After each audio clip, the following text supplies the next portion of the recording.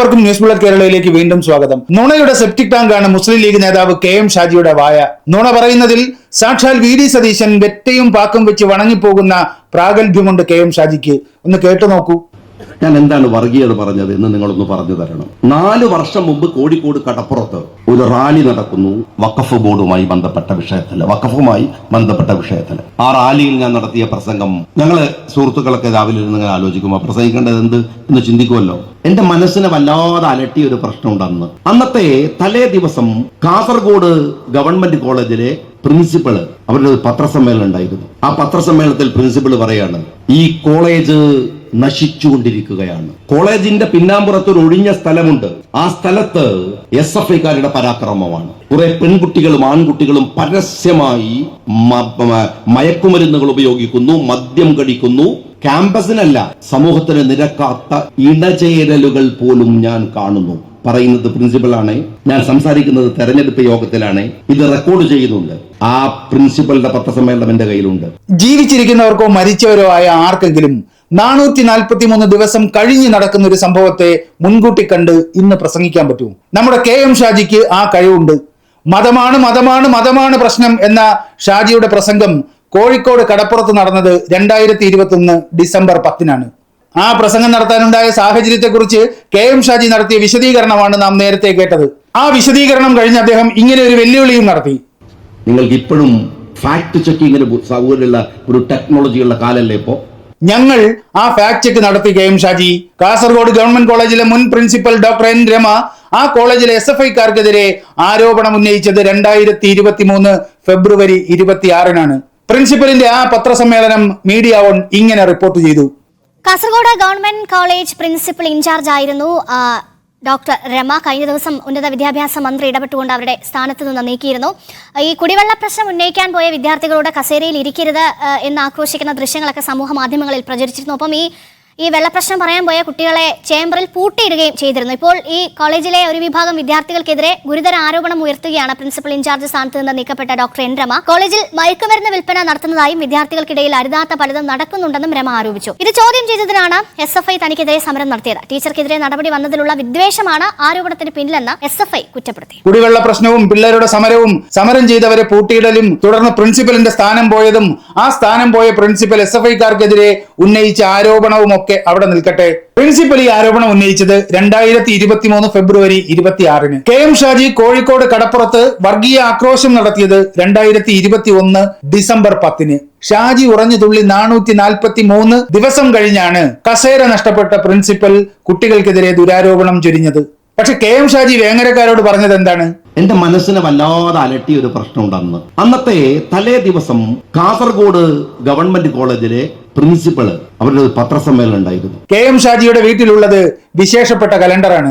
ആ കലണ്ടറിൽ 2021 ഡിസംബർ 10-ന്റെ തലേന്നാണ് 2023 ഫെബ്രുവരി 26. ഇങ്ങനെ ഒരു ഉളുപ്പുമില്ലാതെ മുന്നിലിരിക്കുന്ന മനുഷ്യരുടെ അന്തസ്സിന് കാലണയുടെ വില കൊടുക്കാതെ നുണ പറയാനുള്ള ആ മിടുക്കും തൊലിക്കട്ടിയും ഉണ്ടല്ലോ, ആ കഴിവിന് മുന്നിൽ ന്യൂസ് ബുള്ളറ്റ് കേരള കൂപ്പുകൈയോടെ നിൽക്കുന്നു. ഇങ്ങനെ നട്ടാൽ കുരുക്കാത്ത നുണ പറയുന്നത് മാത്രമാണോ ഷാജിയുടെ പ്രശ്നം? അല്ല, ഷാജിയുടെ അടുത്ത തള്ളും കൂടി നമുക്ക് കേൾക്കാം. ഞങ്ങളെ മനുഷ്യരാക്കിയത് മതമാണ്. ഞങ്ങൾക്ക് ഞങ്ങളുടെ സ്വഭാവത്തെ ക്രമീകരിച്ചത് മതമാണ്. ഞങ്ങൾക്ക് ഞങ്ങളുടെ സ്വഭാവത്തെ ക്രമീകരിച്ചത് മതമാണ്. കല്ല് വെച്ച് നുണ പറയാനുള്ള ഇയാളുടെ സ്വഭാവത്തെ ക്രമീകരിച്ചതിന്റെ പഴിയും അയാൾ മതത്തിന്റെ പിടലിക്ക് വെക്കുകയാണ് ഒരു ഉളുപ്പുമില്ലാതെ. ഞങ്ങൾക്ക് ഞങ്ങളുടെ സ്വഭാവത്തെ ക്രമീകരിച്ചത് മതമാണ്. ഏത് മതമാണ് KM ഷാജി നുണ പറയാൻ പഠിപ്പിക്കുന്നത്? സ്ഥാനത്തും അസ്ഥാനത്തും ഖുർആൻ വചനങ്ങൾ ഉദ്ധരിക്കുന്ന KM ഷാജി നിന്ദിക്കുന്നത് ആ വിശുദ്ധ ഗ്രന്ഥത്തെയല്ലേ? സത്യവിശ്വാസികളെ എന്ന് പലതവണ ഖുർആൻ മുസ്ലിങ്ങളെ സംബോധന ചെയ്യുന്നുണ്ട്. നുണ പറയരുതെന്ന് കർശനമായി താക്കീത് ചെയ്യുന്നുണ്ട്. പരിശുദ്ധ ഖുർആൻ 2-ാം അധ്യായം സൂറത്തുൽ ബഖറ 10-ാം വാക്യം ഇങ്ങനെ പറയുന്നു: അവരുടെ ഹൃദയങ്ങളിൽ ഒരു തരം രോഗമുണ്ട്, തന്മൂലം അല്ലാഹു അവർക്ക് രോഗം വർദ്ധിപ്പിക്കുകയും ചെയ്തു. അവർ കള്ളം പറഞ്ഞുകൊണ്ടിരിക്കുന്നതിന്റെ ഫലമായി വേദനയേറിയ ശിക്ഷയാണ് അവർക്കുള്ളത്. കള്ളം പറഞ്ഞുകൊണ്ടിരിക്കുന്നവരെ കാത്തിരിക്കുന്നത് വേദനയേറിയ ശിക്ഷയാണെന്ന് അള്ളാഹു മുന്നറിയിപ്പ് നൽകിയിട്ടുള്ള കാര്യം ഓർമ്മിപ്പിക്കുന്നു. സൂറത്തുൽ ബഖറ 10-ാം വാക്യം. മുനാഫിഖൂൻ എന്നൊരു അധ്യായമുണ്ട് ഖുറാനിൽ. ആ 63-ാം അധ്യായത്തിലെ 1-ാം വാക്യത്തിൽ ഇങ്ങനെ പറയുന്നു: മുനാഫിക്കുകൾ, കപടന്മാർ, കള്ളം പറയുന്നവരാണെന്ന് അല്ലാഹു സാക്ഷ്യം വഹിക്കുന്നു. കപടവിശ്വാസിയുടെ ലക്ഷണങ്ങൾ 3 ആകുന്നു: സംസാരിച്ചാൽ നുണ പറയുക, വാഗ്ദാനം ചെയ്താൽ ലംഘിക്കുക, വിശ്വസിച്ചാൽ ചതിക്കുക എന്ന് സ്വഹീഹുൽ ബുഖാരിയുടെ ഹദീസ്. ഒരിക്കലും നുണ പറയരുതെന്ന് ഖുറാനും ഖുറാൻ വ്യാഖ്യാനങ്ങളുമെല്ലാം സത്യവിശ്വാസിയോട് ആവർത്തിച്ച് മുന്നറിയിപ്പ് നൽകുന്നു. അപ്പോഴാണ് ഒരു പെരും നുണയൻ സദസ്സിലിരുന്ന ഒട്ടേറെ വിശ്വാസികളുടെ കണ്ണു പൊട്ടുന്ന നുണ പറഞ്ഞ ശേഷം നുണ പറയാനുള്ള തന്റെ സ്വഭാവം ക്രമപ്പെടുത്തിയത് മതമാണെന്ന് തട്ടിവിടുന്നത്. ഞങ്ങളുടെ സ്വഭാവത്തെ ക്രമീകരിച്ചത് മതമാണ്. വഞ്ചിക്കുന്നവൻ നമ്മിൽപ്പെട്ടവനല്ലെന്ന പ്രവാചക വചനം മുസ്ലിം മതവിശ്വാസികളെ മാത്രമല്ല, സത്യത്തിന്റെയും നീതിയുടെയും ലോകം പുലരണമെന്ന് കരുതുന്ന എല്ലാവർക്കും പ്രചോദനമാണ്.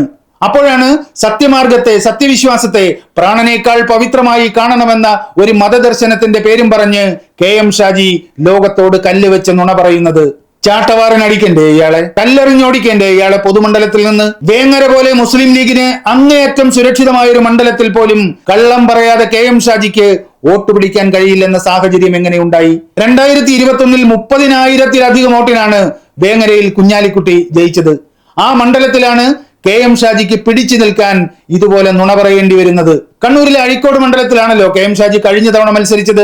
അവിടെ 2 വട്ടം അദ്ദേഹം MLA ആയിരുന്നു. ആ മണ്ഡലത്തിൽ ഒരു വട്ടം കൂടി ഭാഗ്യം പരീക്ഷിക്കാനുള്ള ധൈര്യം KM ഷാജിക്കില്ല. എന്തുകൊണ്ട്? മലബാറിലെ ഈഴവർ CPM-ന്റെ തല്ലുതൊഴിലാളികളാണെന്ന് പ്രസംഗിച്ച KM ഷാജിക്ക് ഇനി ആ മണ്ഡലത്തിൽ പച്ചതൊടാൻ കഴിയില്ല. അത്രയ്ക്ക് സാമാന്യ ജനത്തെ വെറുപ്പിച്ചിട്ടുണ്ട് KM ഷാജി. ഒരു സാധാരണ വിശ്വാസിക്ക് ഒരു സമുദായത്തെ തല്ലുതൊഴിലാളികളെന്ന് ആക്ഷേപിക്കാൻ കഴിയില്ല. അത് ചെയ്യാൻ സാമുദായിക വിദ്വേഷത്തിന്റെ വിഷം അത്രയ്ക്ക് തലച്ചോറിൽ ഉണ്ടാകണം. തന്റെ വാവിട്ട വാക്കുകൾ തനിക്ക് തന്നെ പണി തരുമെന്ന് അറിയാവുന്നത് കൊണ്ടാണ് സാക്ഷാൽ കുഞ്ഞാലിക്കുട്ടിയെ മലപ്പുറത്തേക്ക് മാറ്റി KM ഷാജി വേങ്ങരയിൽ സീറ്റ് ഉറപ്പിച്ചത്. എന്നാൽ മുസ്ലിം ലീഗിന്റെ ആ ഉറച്ച കോട്ടയിൽ പോലും നുണ പറയാതെ ആത്മവിശ്വാസത്തോടെ വോട്ടർമാരെ അഭിമുഖീകരിക്കാൻ അദ്ദേഹത്തിന് കഴിയുന്നില്ല. ഒരു പരിഷ്കൃത മതനിരപേക്ഷ സമൂഹത്തിന് ബാധ്യതയായ വർഗീയ മാലിന്യമാണ് താൻ എന്ന യാഥാർത്ഥ്യമാണ് KM ഷാജിയെ വേട്ടയാടിക്കൊണ്ടിരിക്കുന്നത്. അതുകൊണ്ടാണ് അദ്ദേഹത്തിന് ഇതുപോലെ നുണ പറയേണ്ടി വരുന്നത്. ഇത്രയ്ക്ക് ആത്മവിശ്വാസം നഷ്ടപ്പെട്ട കോലത്തിൽ KM ഷാജിയെ നാം എപ്പോഴെങ്കിലും കണ്ടിട്ടുണ്ടോ? ഏതായാലും നുണ പറയുന്ന കാര്യത്തിൽ VD സതീശൻ KM ഷാജിക്ക് എത്രയും വേഗം ശിക്ഷിക്കപ്പെടേണ്ടതാണ്. ഇന്നേക്ക് 443-ാം നാൾ നടത്താനിരിക്കുന്ന ഒരു പത്രസമ്മേളനം മുൻകൂട്ടി കണ്ട് അതിലെ വെളിപ്പെടുത്തലുകളെ അടിസ്ഥാനമാക്കി ഇന്ന് പ്രസംഗിക്കാനുള്ള കഴിവ് കേരളത്തിൽ ഇന്ന് ജീവിച്ചിരിക്കുന്ന ഏറ്റവും മിടുക്കനായ പ്രഭാഷകൻ എന്ന് സ്വയം അവകാശപ്പെടുന്ന VD സതീശന് പോലും കഴിയില്ല. ആ കഴിവുള്ള ഒരേ ഒരു മനുഷ്യനാണ് മുസ്ലിം ലീഗിന്റെ നേതാവ് KM ഷാജി.